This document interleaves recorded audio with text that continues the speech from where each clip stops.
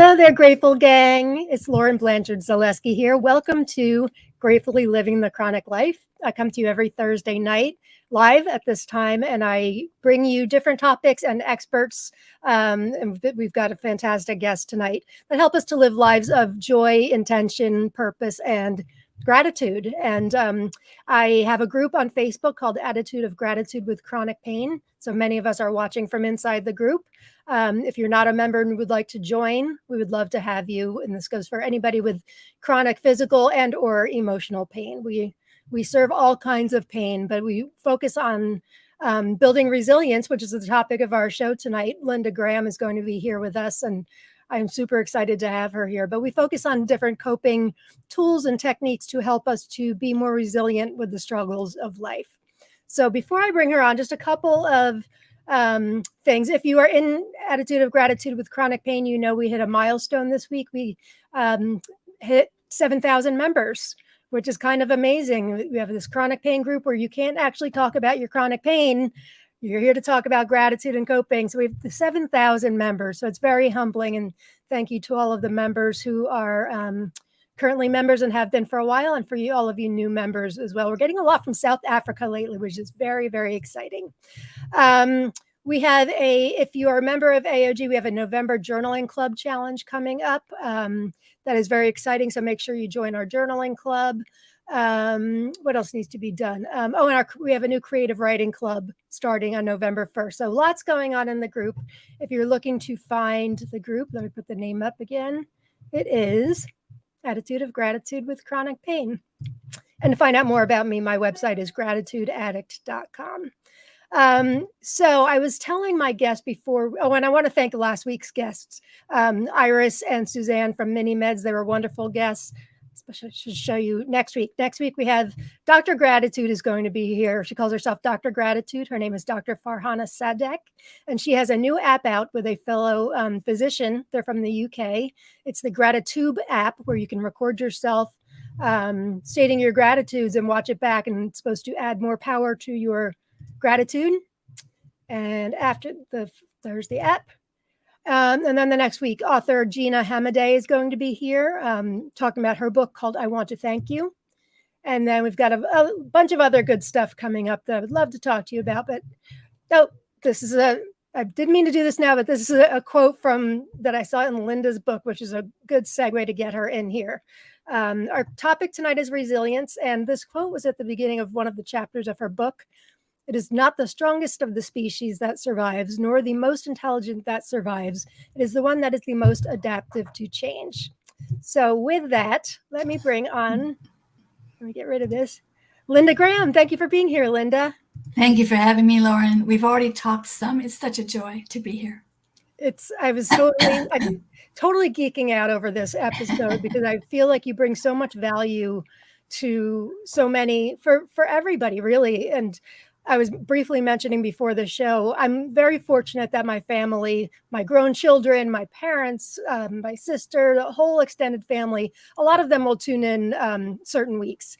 And I don't think I've ever done this before, but yesterday I texted all of them and I said, guys, if you can watch tomorrow night, my guest, Linda Graham, is going to be here talking about resilience, because honestly, I cannot think of a single human being other than possibly an infant, well, no, them too, apparently, that can't deal with learning resilience. It is a pleasure having you. Let me just read your bio quickly. Linda Graham, MFT, is a marriage and family therapist, mindfulness teacher, and expert on the neuroscience of human relationships, who trains other clinicians in applying neuroscience in their work. And she has 2 wonderful books out, one of which we're giving away tonight. Bouncing Back is the first one, and Resilience, Powerful Practices for Bouncing Back from Disappointment, Difficulty, and even Disaster. So as you can see from the tabs in these books, I'm a very big fan, and you've agreed to come on with us and talk about, well, resilience in general, but also gratitude and how that leads to resilience. Mm-hmm. First of all, what is resilience? How would you describe that? So resilience is usually defined as our capacity to bounce back to baseline whenever there has been a catastrophe, a disaster, a change. And in fact, the rapidity and reliability with which we bounce back to baseline is considered an objective measure of resilience.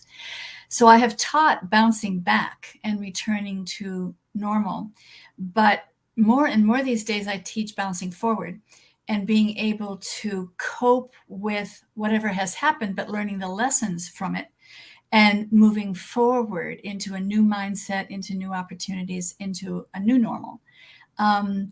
And so resilience basically is our capacities to cope skillfully, effectively, quickly with disappointments and difficulties, challenges and crises, even coping with what's new and what's strange. That is also a form of resilience. And so I, from the neuroscience point of view, talk about resilience as the capacity innate in our brain of response flexibility and being able to pivot and being able to be flexible in how we respond to an external event or to our internal reactions about that event, and being able to respond flexibly in either direction.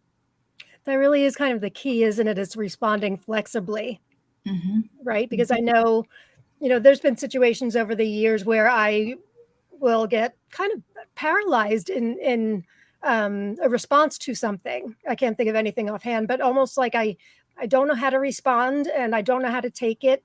I'm definitely not an immediate reactor. I usually take a step back and then react. But I think, at least speaking for myself, I think my wish would be to be able to be very resilient very quickly, but I don't know if that's realistic or not.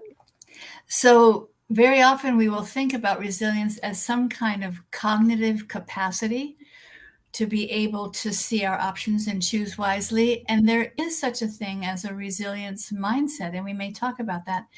But one of the first steps of being resilient is being able to regulate your own nervous system so that you can keep your higher brain online, so that you're able to see choices and respond flexibly. And so more and more, I teach a lot of body-based somatic tools to help people regulate their nervous system and come back to that baseline equilibrium as a home base, as a secure base. And from there, they're able to make wiser choices.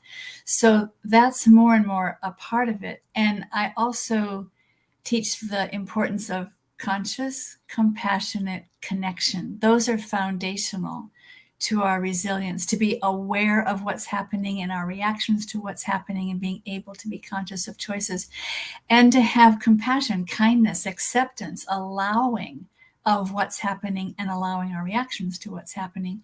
And then connection, which is how we do regulate our nervous system. It is how we get resourced to be able to be more resilient. So many, many tools to foster awareness and consciousness, to foster compassion and kindness, to foster connection. Gratitude is one of the tools that could fit under all of those umbrellas. So it is a major player in our being able to be more resilient. And is that because you feel that gratitude, when we practice gratitude and have a good solid practice, it helps us to put things into perspective a little bit? Yeah. Yes. And the reason gratitude, or any positive emotion, but gratitude is one of the easiest to practice. The reason it helps us open up to a different perspective is that it actually shifts the functioning of the brain to be able to do that. And negative experiences, negative reactions, negative emotions tend to shrink down the capacity of the brain to respond well. And positive emotions like gratitude tend to shift the functioning of the brain to be more receptive, to be more open. It does lead to bigger perspectives, being able to see things from a different perspective, to be more optimistic. And I love teaching this, that one of the outcomes, one of the direct measurable cause and effect outcomes of gratitude is resilience. That's measurable. So we practice gratitude many, many different ways to bring about that larger perspective. But the foundations of it are really in shifting how our brain functions. So when I started the group almost 7 years ago, not so much anymore because I think it's getting more into the mainstream, the idea of practicing gratitude. But I got a lot of pushback from people claiming that, that we're ignoring our problems, that we're pushing them under the rug. And that's really not what attitude of gratitude with chronic pain is about. It's actually admitting our problems, coming to a place of acceptance with it, and trying to walk through it with joy. So we're using gratitude as a tool, not as a way to ignore things. Does that make sense to you? Oh, yes. Oh, yes. So conscious, compassionate connection. When we practice gratitude, and I love teaching what my teacher, James Barris, teaches, gratitude for everything that is going more than all right. It is not about bypassing or repressing or distracting or rejecting. It is about what I call the ABC model. A is to be aware, to allow, to accept. B is to be with and befriend. C is to have compassion and then curiosity, so that we're able to be with our experience without being caught up in it or caught up in our reactions to it. And being able to, okay, what's the message? What's the lesson? What can I take away from this in a positive way? And tuning into, what are my resources? What are my strengths? How can I meet this? And then being grateful for that. So when we practice gratitude, we're automatically opening up to a larger perspective. Pain will cause us to contract, and we're automatically opening up to a larger perspective to see things from different angles, to be able to reach out to other people who can empathize with our situation, to be able to take risks and try different possibilities. So the gratitude opens us up to what would be called in the resilience world a growth mindset. Being willing to take risks, being willing to deal with a failure, accept it, learn from it, and take a different tack. It opens us up to being able to meet a challenge as an opportunity to grow, what they call an AFGO, another freaking growth opportunity. And it opens us up to life events in that way. What's the lesson here that I can learn? So gratitude opens us up to that. That's funny. I just posted a previous guest actually just wrote a column for Psychology Today that he published last week, Dr. Evan Parks, and he talked exactly what you just said about using stress as a growth opportunity and looking at stress in that way versus a negative thing, which can be really helpful. Just as a reminder for those of you that are just tuning in, first of all, welcome. And we'll take some comments in a minute. But Linda and her publisher have been generous enough. Nope, not this one. This one. Free signed copy of her latest book, Resilience, Powerful Practices for Bouncing Back from Disappointment, Difficulty, and Even Disaster. So to win a copy of this, all you have to do is comment in the comments, #gratitude. And in the last couple of minutes, we will draw a winner. So thank you for being here. Okay. Let's take some comments for Linda here. Thank you all for being here. I will try to get to as many comments and questions as you have. Everybody's saying hello. Hello, everybody. So excited to hear about resilience. So I can tell this is such a beneficial broadcast that I shared it on my Facebook page. Thank you, Sarah. Fantastic. Gosh, based on everything you just said, I have so many questions. But so you talked about connection, which obviously is near and dear to my heart. How do you feel that connection helps us with resilience? Other than, does that also help put things in perspective when you're sharing with others? Is that kind of what you mean? Well, the connections with safe, other trustworthy people are both refuges where we have a chance to kind of drop out and drop in and regroup and gather our own strength and resources again. So people can act as refuges, a kind of timeout and recovering our strength again. And people act as resources. Here's how to do this, or go check out that, or here's what helped me or what worked for me. And so being able to share without any embarrassment, any apology, any shame or regret, being able to share what we're living through, that kind of connection, gives us the refuge and the resource, but it also begins to empower us. I can share, I can learn, I can grow, I can be resilient. So that's part of how connections work. Can I go back to something that you said about stress? Yes, absolutely. Okay. So I learned from Kelly McGonigal in her book, The Upside of Stress, that we experience stress when the stakes are high, when something is important to us. And so that's how we can use stress as a marker, as a cue, as a signal to be resilient and fight for what we believe in, because it's of value to us. It has meaning to us. And that's a big part of resilience, is finding meaning and purpose in our lives again, or in our behaviors again. So the article actually said that same exact thing as well. And never, it makes a lot of sense, but I had never really thought of it before, because obviously we're not going to stress about something that doesn't have much value to us, right? Right. This is my Aunt Maureen. Welcome, Linda. Mary, welcome, Linda. Everybody's excited to have you here. I'm excited to be. Yeah. Welcome, Linda. I'm so glad you're here. Pamela Craig. People from all over the world that tune. We're very, very fortunate. Yeah. So I was mentioning to you before the episode that many of us in the community identify as empaths. And so we love sharing with each other. We have live chats twice a week where you're allowed to share whatever you want. But part of the reason why I started this community was because I was going to other Facebook groups, and while they were very helpful, don't get me wrong, I was taking on the problems of others on top of my own. And so I just wanted a refuge, not necessarily as a replacement, but an oasis of sorts, because it was difficult to take on everybody else's pain as well. So how do you get around that? Like in the group, we want to help others, but we also need to protect ourselves.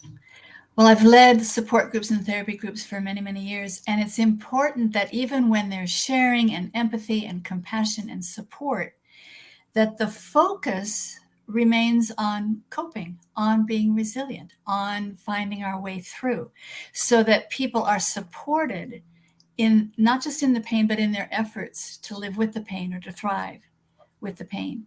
And so it really helps if people, I do teach this a lot. It's not only to learn something that's going to be helpful, but to learn that you can learn. That's part of the resilience mindset, to learn that you can learn, and to get support and validation and reflection of that in a group can be very, very helpful. To see yourself, yes, as someone in pain, yes, as someone who's coping and surviving, yes, as someone who's learning and thriving, and to be able to have that self-narrative around the pain is important also. And then I find too that sometimes, it makes me feel valuable myself if I'm able to listen to somebody else walk through their struggles and they need a listening ear. I feel, more valuable in my sense of self because I am able to provide that, and they would do the same for me in return. Sometimes there's a fine line between listening, if you, not necessarily anybody in my group, but just in life, everybody knows those certain people that are just constant negative in your ear all the time. And sometimes it can be difficult to escape those kind of people. Well, I think we do need protection against that kind of negativity. I mean, just saying done. In the post-traumatic growth protocols, it is important to be able to say, this is what happened, and these are the consequences, to be able to be honest and direct about that. And then this is what I did, or this is what I'm doing. And then to claim what strengths we do have, what skills and capacities we do have. And then this is what I would do if I could do it over, or this is what I've learned now to do differently, so that there is a shift toward the learning. There's a shift toward strengthening our capacities. And that's where the gratitude for the learning from the event can come in and be very, very powerful. Yes, this happened. It was horrible. Consequences. It's hard. Here's what I'm learning. Here's the skills I'm developing. Here's the support I've been able to get. I can be grateful for my learning, for my skills, for my support. And that helps us shift our perspective to be more resilient. So taking that struggle, sharing the struggle, but then turning it into the solution based at the end of it. Say, this is what I'm doing. This is what I'd like to do. Something like that is right. productive way. Yes, and to be able to name, here's the growth I experienced, here's the lessons I learned, here's the new wisdom that I found, being able to say that out loud. And then the last step, and not everybody gets there, but the last step is, here's what I appreciate now because of the event, not in spite of it, because of it, because that's really coming out the other side of the trauma and being able to live in a post-traumatic growth way. Yeah, that can be difficult with various things. I know with the pandemic, as awful as it has been, and I would never say it wasn't awful, but there were some beautiful things that came into my life, not despite, but because of the pandemic. And because of our response to the pandemic. Right. Yeah. You must have been very busy during this pandemic with people trying to be resilient. I mean, talk about resilience. The entire world had to be resilient. Yes. And I think it opened us up in a way that might have been hard, but we can focus on our own pain and our own needs. And the pandemic gave us a perspective that everybody is suffering. Everybody is in pain. And many people, for many reasons, even more than I am. And so it opened us up to putting our pain, our struggle, our life in the larger context. And that's also something that gratitude can do. When I look at my issues and my struggles, the gratitude opens me up to the larger context. Oh, there are these people who support me. These are these experiences that I get to have. These are these friends that show up for me. So it's a lot about getting that larger perspective, which starts to lean into a spiritual perspective. And in fact, gratitude is a spiritual perspective. You talk in Bouncing Back, your first book, you talk in the beginning about, how we develop resilience. I was fascinated by your stories of how we develop it, as infants and our self-soothing skills. Do you want to talk a little bit about that? How do we develop it, and then we can rewire our brain, right? Right. So we do learn resilience from role models and people we see who are resilient and people who can teach us. And we do learn resilience from just being taught skills. But mostly we learn resilience from our own experience. That's how the brain changes. That's how the brain develops its patterns. So the brain develops its capacities for being resilient by experiences where we experience ourselves being resilient. And as we're young and growing up, we learn to regulate our nervous system by our nervous system being regulated by the people around us. And then we learn how to self-soothe. We learn how to manage our emotions by our emotions being managed by the people around us, being seen and accepted and reflected. And then we learn how to manage them. We learn how to see ourselves as worthwhile by other people seeing us as worthwhile. That's all the conditioning that we go through. And we learn to experience ourselves as resilient by our experience and by other people seeing us as resilient and reflecting that back to us. So a lot of what I taught in Bouncing Back and in resilience is what to do when that initial conditioning didn't go so well. Right. When those capacities to be resilient didn't develop or didn't fully develop, or they get sidetracked by other strategies that we develop to protect ourselves, defenses that we develop to protect ourselves. And they all serve a purpose. We are here, we survived, but we need to expand our toolbox beyond those initial strategies because we can get stuck in those patterns.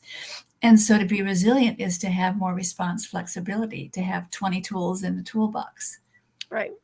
So we can rewire our brain. I mean, we learn the basics when we're infants, but we do have these tools available to us to build it So if we haven't been historically resilient in, first half of our lives or whatever, it is something you can develop. Right. Yes. And we both cultivate specific positive skills to develop resilience. And we also use the positive to rewire the negative, to rewire anything that's keeping us from being resilient.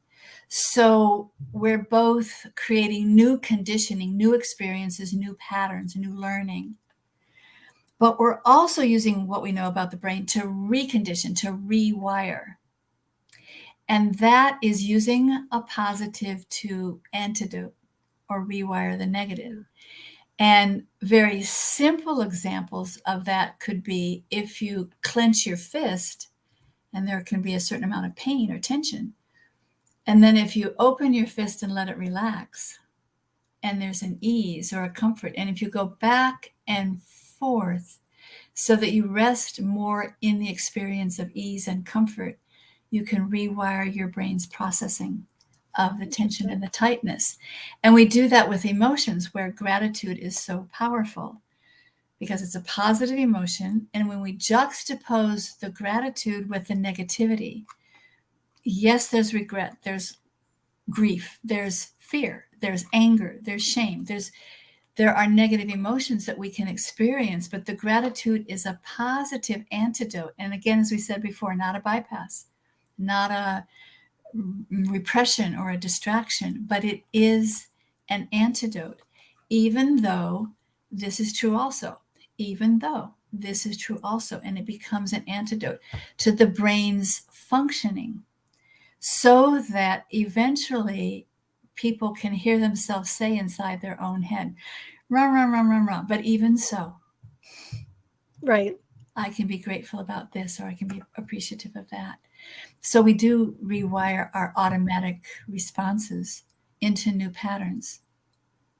I love so many of the tools you talk about in both of your books are things that we do in the group a lot. You talk a lot about mindfulness, which is a big part of our group as well. How does mindfulness help us with resilience? So I really have come to be a teacher, to be a devotee of mindful self-compassion, because it's both the awareness and the compassion for what we're aware of, so that we can be mindful and aware of what's happening and how we're reacting to what's happening. But it's important to have compassion for how we're reacting. We're human beings. Right. This is a normal, natural way to respond, and billions of people on the planet will respond this way. And the compassion is what allows the brain to stay open in its perspective. It's what allows us to say, I accept this, I accept myself. Let me stay open to compassion and curiosity and care. And then I can begin to see what the options are. So a lot of mindfulness is oriented toward be aware and let it go. Be aware and let it go. The compassion is oriented to, yes, it's here. I accept it. I accept myself for having this experience. Now, from a more secure base within myself, I can begin to choose what a wise option would be. So I really think they go hand in hand. Conscious, compassionate connection. How would you recommend that people go about working on their self-compassion? I mean, you had an example in one of your books here. You talk about the negative self-talk, and trying to reframe something like you trip and you talked about putting your foot in cement and you said I'm clumsy or something like that. You hear these things fly out of your mouth, may or may not necessarily believe it, but I'm self-deprecating. I'm very self-deprecating. And so you talk about trying to reframe that and recondition yourself to reframe it in the positive, right? Right. So there's both at an emotional level and then at the cognitive level. So at the emotional level, really, I think the best practice, and we didn't talk about this ahead of time, so I didn't necessarily give you the website, but the mindful self-compassion protocol is just really the best way of being able to be mindful, compassionate, and allowing of what's happening, opening up to the resources of common humanity. So the Center for MSC.org, the Center for Mindful Self-Compassion, has many, many, many classes online at this point. And then the books about mindful self-compassion also have really, really good exercises. At the cognitive level, where we're really using the incredible power of our prefrontal cortex, our center of executive functioning, to make decisions and make choices and send our functioning in a different direction. The being able to be aware and present in our body, being able to be mindful and compassionate about our emotions, being able to use other people as refuges and resources, sets us up to be able to become mindfully aware of patterns, aware of reactions, aware of the top 10 tape loops we have in our head, and be able to think of something different. Again, my teacher, James Barris, will teach, what story am I believing now? It's just to look at what story am I telling myself, and is that in my best interest at the moment? And then being able to directly antidote or rewire. So one of the exercises in resilience is, even though I deeply and completely love and accept myself. And that deeply and completely love and accept myself may not feel very believable at first. But if we practice again and again and again, even though I can be grouchy, I deeply and completely love and accept myself. Even though I can be stubborn, I deeply and completely love and accept myself. Over time, when you start to hear the negative self-talk, but I deeply and completely love and accept myself, it starts to come up automatically. It's almost a meditation, isn't it? Kind of like the Ho'oponopono meditation or something like that. Right. Yeah, that's beautiful. That's beautiful. You also talk a lot about altruism, kindness, and that's something else we talk a lot about in the group, doing service. And it doesn't have to be anything grand.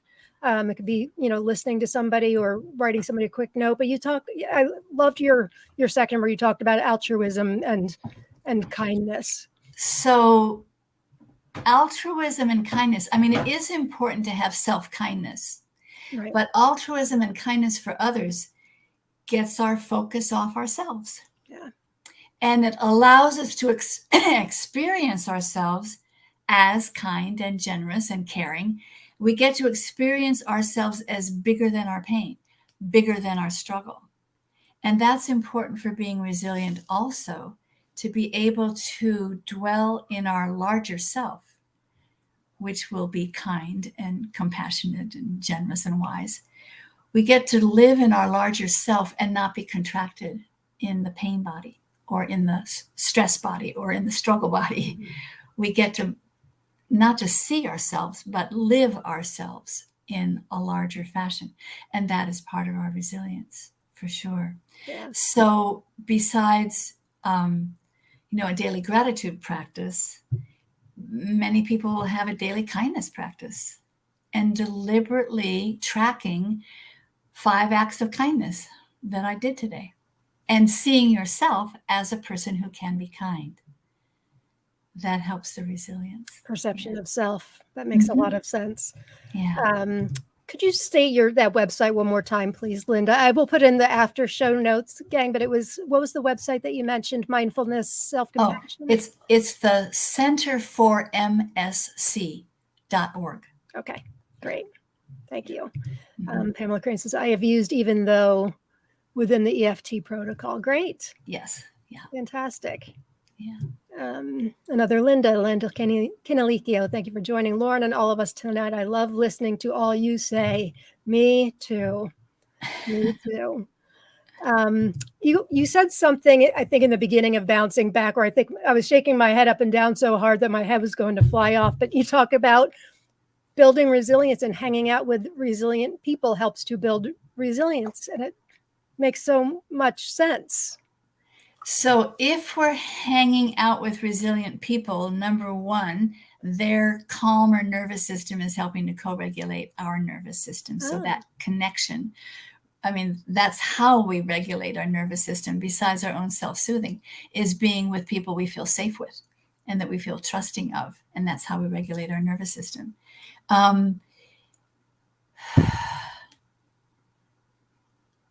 I was going to say something else and I just forgot. So what were you saying? And then that may trigger my thought again. Now I've forgotten what I was going to, what were we talking about? Being around resilient people. Yeah. Okay. So hanging out with resilient people, because if other people are resilient and they see you as resilient, and then you get to see yourself as resilient, that's part of the self narrative.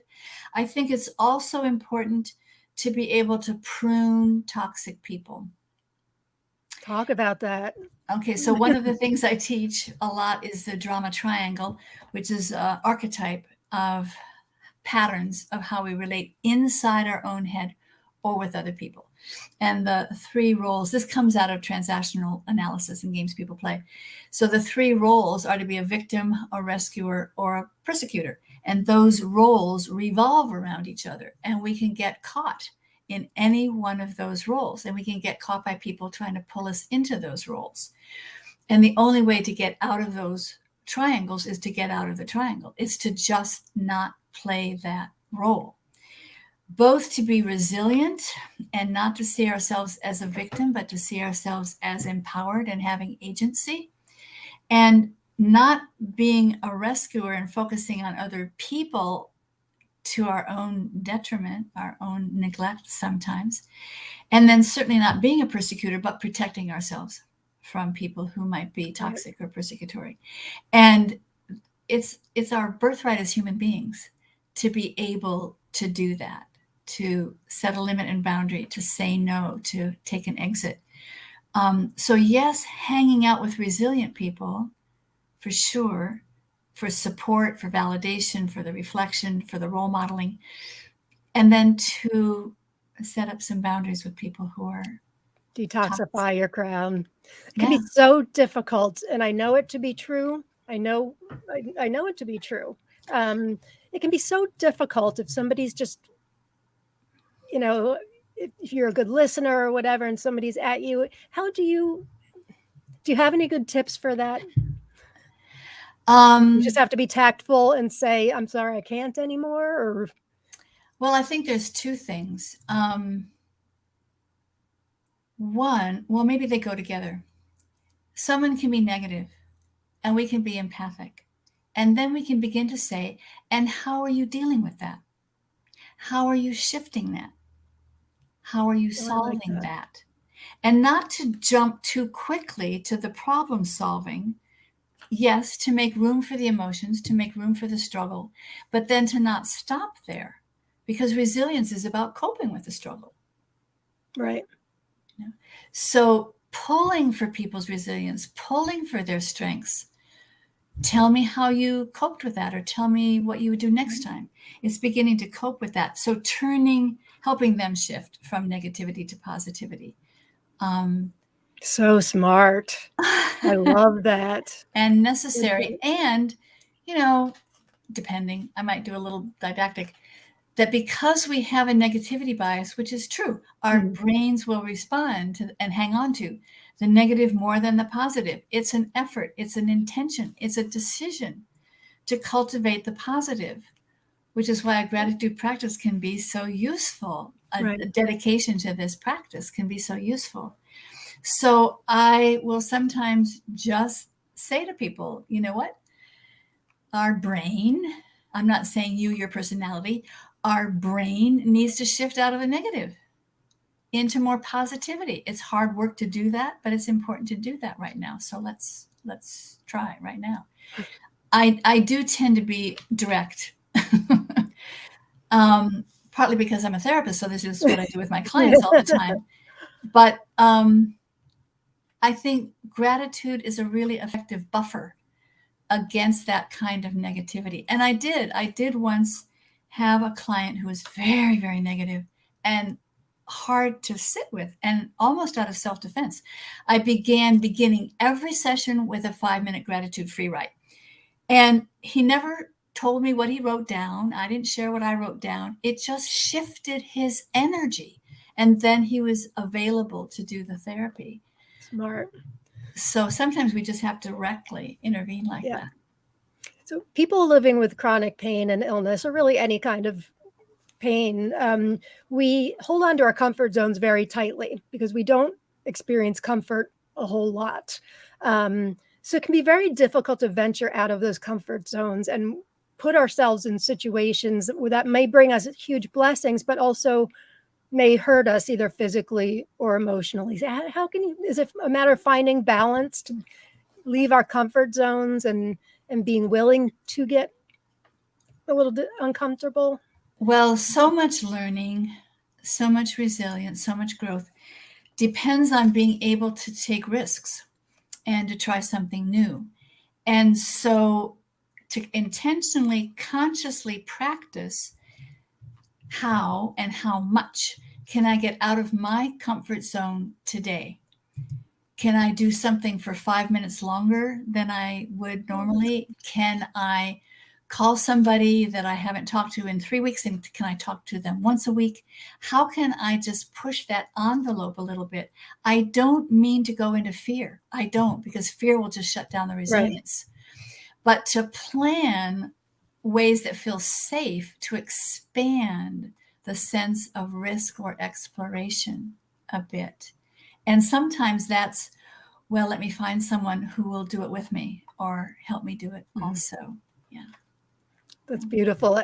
We were talking, that was just reminding me of a conversation we had before we went on the air, where we were talking about finding meaning in your life. And I'd mentioned a couple episodes back about Ikigai, and you had said something very interesting. It was finding meaning in your life brings more happiness than happiness does, right? Right. Can you explain that? So we were saying that external sources of happiness certainly can work.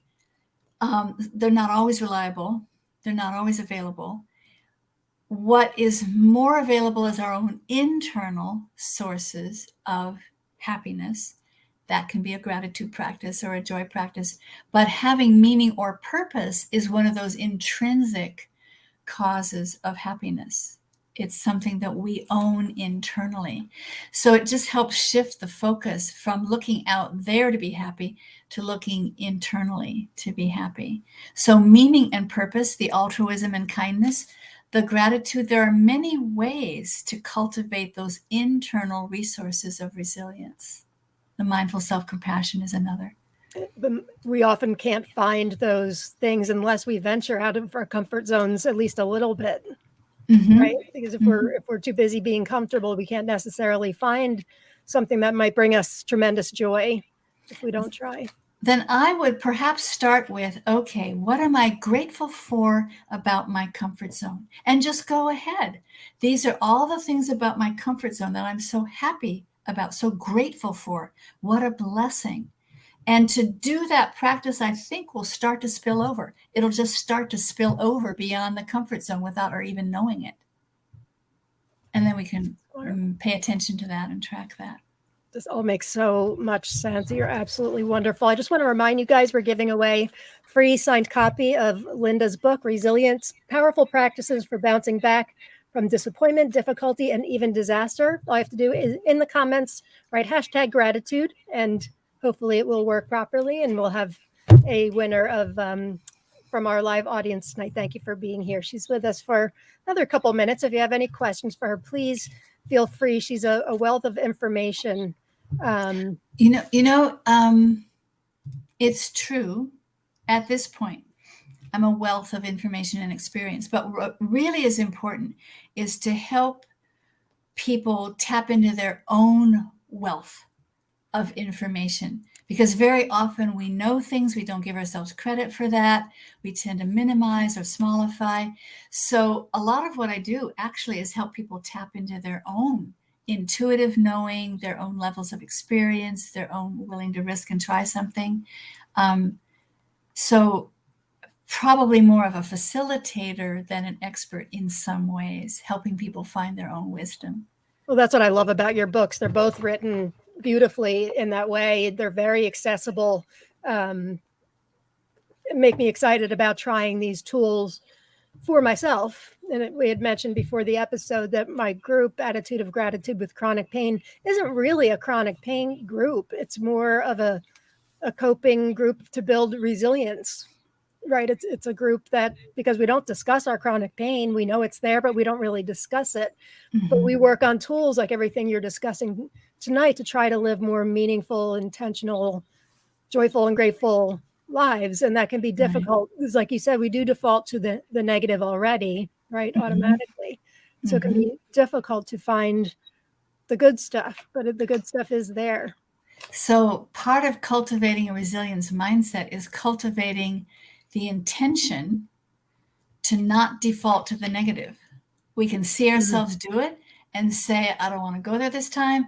Let me find something positive. And again, not as a bypass, but I think this actually happened after I wrote Resilience. But I was hiking one day with my friend Mariana, and she fell. And she said she heard the crack on the way down. She knew she had broken a bone. And so she laid down on the trail. And the first thing she said was, I need to shift my attitude. That was the first thing she said. So I lay down on the trail with her, and we were looking up at the clouds in the sky, and she just began a gratitude practice. Wow. Then we got up. Then she called her husband to take her to the ER. My goodness. But we can cultivate that practice to come up fairly automatically. Yeah. Yeah. That's a resilient woman. You can tell she's friends with you. Well, and also I'm saying it's a practice. I fell and fractured my shoulder last winter. And on the way down, I knew I was going to hit the concrete. On the way down, thank God it's my left arm and not my right arm, which I need. And then all the way to the hospital, someone was driving me to the hospital. Gratitude that he was there. Gratitude that I had a hospital to go to. Gratitude that I have health insurance. For 2 weeks, almost nothing but gratitude to be able to cope with the pain and the uncertainty and the disability. And then, eventually there was more healing. Eventually I could allow the vulnerability, the grief, the sorrow. But the gratitude was a buffer from being overwhelmed by that. Wow. At first. Wow. Yeah. That's powerful. Yeah. So it's so validating, and not that we need the scientific proof or anything like that. For those of us that do it, we know that it works, but hearing it's explained so simply and eloquently and so smartly, and hearing that, it just makes so much sense, and it really feels good. And, I don't have to respond to those people that say it's toxic positivity. Oh, no. That's a term that's just recently been invented. The truth is, we need to reset our negativity set point to more positivity just to get to neutral. Yeah. Right. It's not toxic. Jill Cook has, she says, stronger because of the PTSD, not simply in spite of it. Thank you, Jill. And I wanted to ask you about trauma, speaking of that, but first, please go ahead. So I would say, Jill, thank you for the comment. I would say stronger because of my response to the PTSD, my response to the event.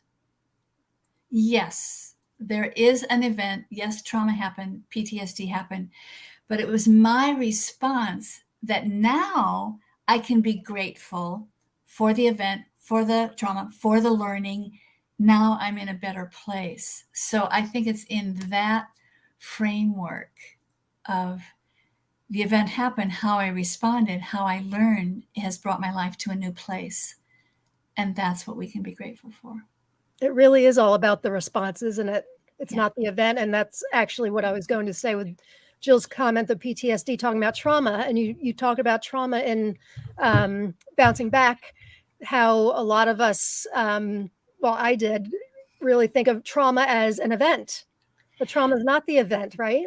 So let's say in the field, at first, trauma was defined as an event that overwhelmed our coping mechanisms. And there was capital T trauma, like war or rape, that would overwhelm anybody.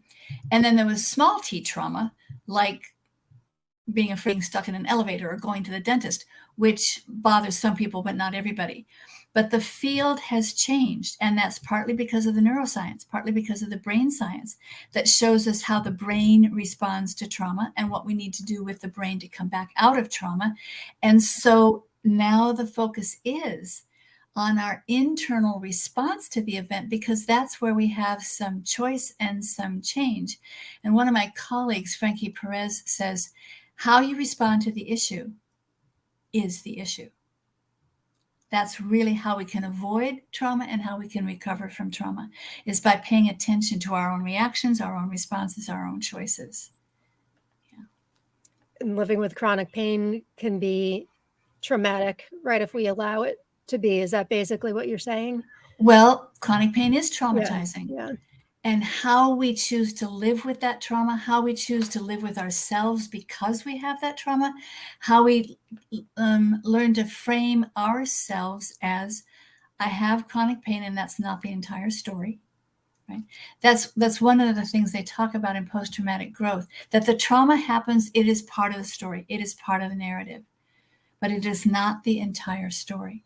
We have a story larger than that. Yes. Yeah. Absolutely the message that I try to send out to people. And with mindfulness-based stress reduction, they talk about focusing on what is not in pain, right? Rather than what is in pain, doing body scan meditations and things like that. But it's not the full story. Yes, I live with a chronic condition, but I'm not just going to call it a day and say I live with a chronic condition. I did that once. It didn't work out very well for me.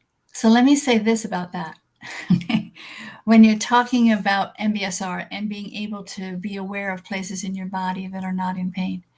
So somatic experiencing trauma therapy is built on the idea of pendulation, that we know we carry trauma in our body. We know, we hope there are places in our body that do not carry the trauma, which may be our elbow or our earlobe or our big toe. And we pendulate back and forth so that the positive, the ease, the calm, the pain-free eventually can begin to rewire our experience of the pain or our response to the pain, because we have a place that we can inhabit that is not in so much pain. So that, again, the juxtaposition of opposites, the juxtaposition of the positive with the negative, is how we do that rewiring. Yeah. It's very comforting to know that we have these tools available to us to develop, these things. You have so many great tools that you're sharing with us. Heidi, the names of the two books, the one we're giving to it today is this one, Resilience, Linda Graham, and then the first one is Bouncing Back. And they're both on Amazon. You can find them. Let me give her website again. Where are the banners? There it is, Linda Graham MFT.net.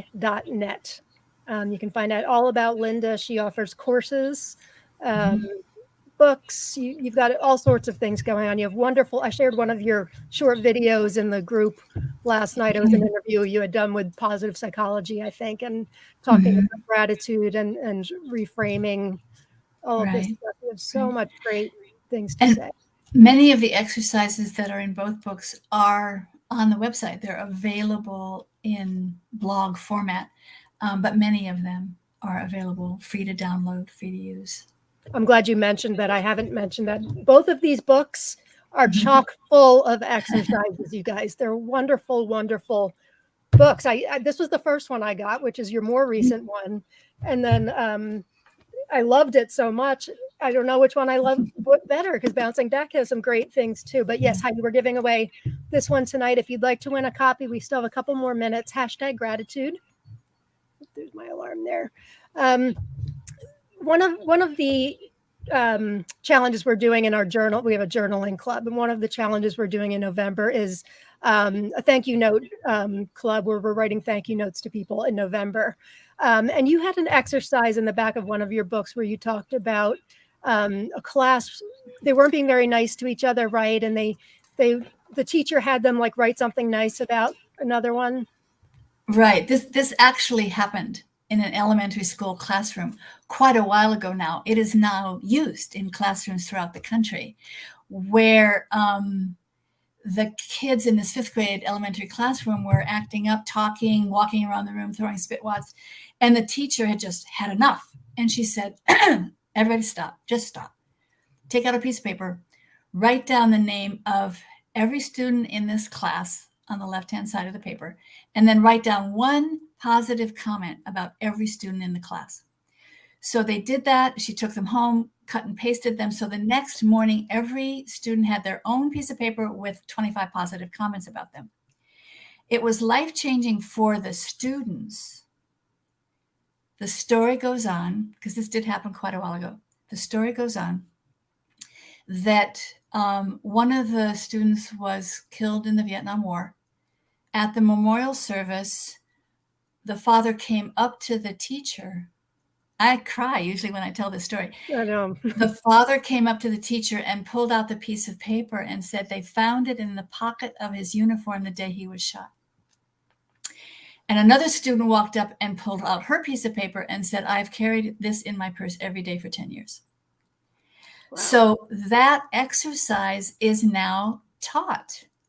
I taught it at a workshop and got the feedback from a participant who said, one year we didn't have any money, no money for Christmas presents. So mother just said, write a card to everybody in the family saying what you appreciate about them. And she said that was the first time I really knew my brother loved me. Oh my goodness. So this expressing kindness and appreciation to other people changes lives. It just changes our sense of who we are. And it can change our sense of self for doing it.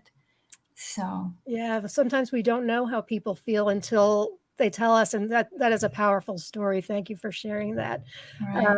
Just a couple more, and then we actually have to go. My mother loves the gratitude buffer technique.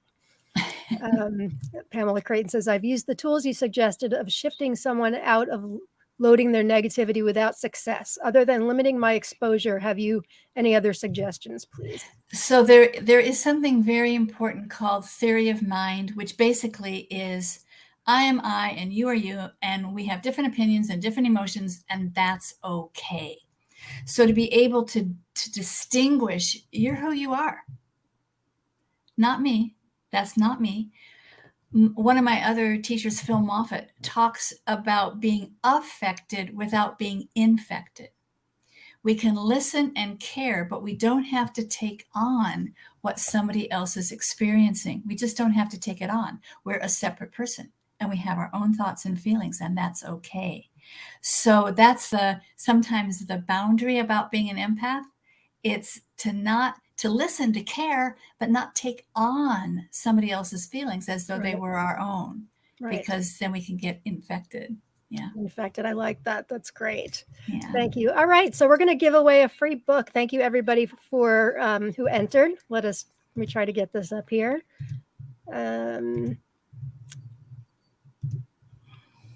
There we go. Here we go. Good luck, everybody. Who's going to win it?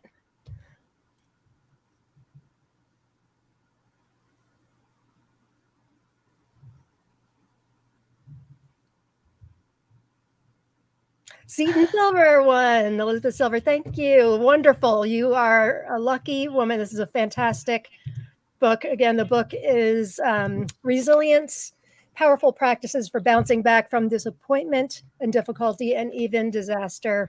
Again, you can find Linda on her website at lindagraham-mft.net. Linda, you are so delightful. I would love to have you back someday because I feel like I could pick your brain for 6 more hours. You're so helpful. We can talk about that, Lauren. It's a delight to work with you. Yeah. Thank you. It's really delightful to have you here. And I really appreciate you giving us this hour of things to work on. Very helpful. So, may it serve. May it serve. Thank you very much. Thank you, everybody. Thank you for tuning in live. And for those of you watching the replay, thank you as well. I will see you next week. Peace and love, gang. Bye. See if I remember to do I always forget to do the closing.